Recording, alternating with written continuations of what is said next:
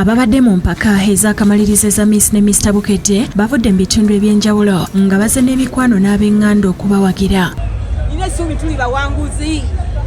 Ndi butambula nzadde kirunga Grace butambula senga wanditse makula Godfrey Mukisa. Batendereza Bukedde olw'okusitula ebitone by'abantu baabwe nga bagamba nti bangi baali tebamanyi nti balina ekyenjawulo kye basobola okukola. Bannaye neebaza bwa Bukedde okutumula ebitone by'abaana baffe.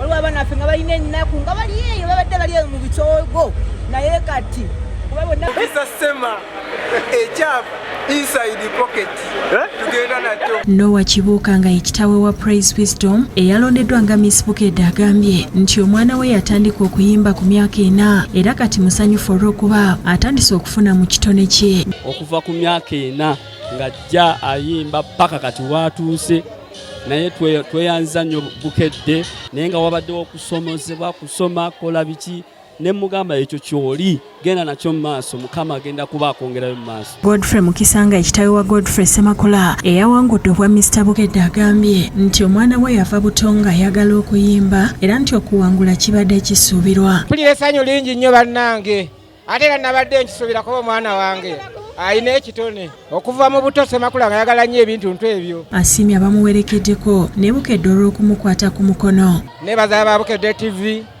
nebaza bonna abanyambyeko okumutuusa watuuse. Mwebale kuwagira obadda mu nkubira amasimu. Ffe tuwadde empanga era ekyapa kiri mu ttaano abantu b'ebusujju mwena tubatumidde nnyo.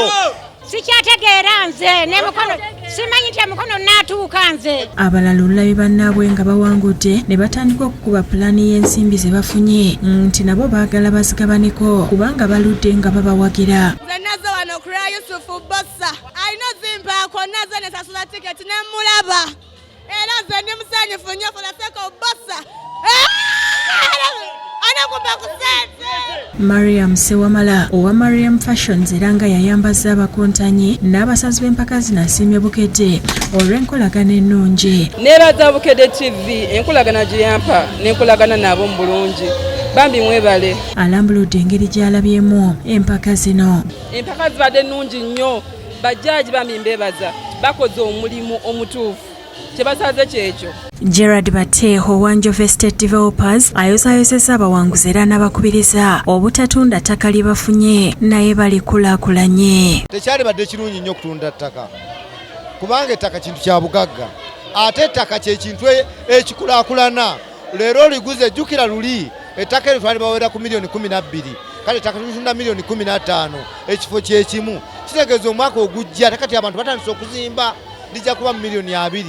Twenyumirizaamu nti Njovu luli yategeka ne kuno mwaka ebaddewo era ejja kusigala nga weeri ate Bukedde etukoze bulungi nnyo. Richard Ntare okuva Movit Products ne Beatrice Birungi owa Sam's Foods abakola obumpwankimpwanki nabo bayozayozezza abawanguzi. Entegeka eno tesobola kuba nnyangu nga teriiko muntu akwatiddeko. Ntwala omukisa guno okwebaza abantu mwenna ababaddewo olwa kampuni eno Movit Products Limited. It is very important that tujjukira talent. Abantu abasinga bagenda ne babyerabira and we focus a lot on making money. Etukomekereza nga tukoze just bitukola center then we leave aside all of our talent. Akulira Bukedde TV Richard Kahira Salongo asiimye abakontanyi abeetaba mu mpaka zino era nti bonna bawanguze mu ngeri emu oba endala. Abamu tebatuuka na kumutendera kudira kusembayo ne bafulumya nnyimba kati olwa confidence gye baafuna ekirubirwa kya projekiti eno okutumbula bitone. Muyogeyoge nnyo manyi mwena muli bawanguzi. Oluvannyuma abayimbi okuli King Saha, Carol Kasita ne Bannakatemba mbasanyusiza babadde ku Wonder World.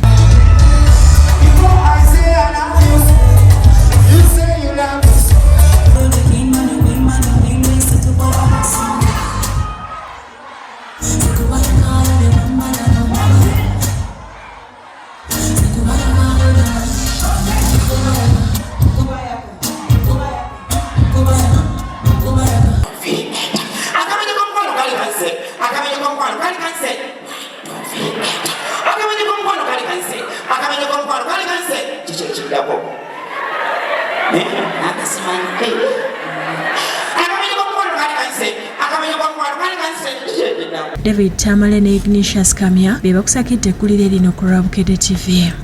You bless me, yeah.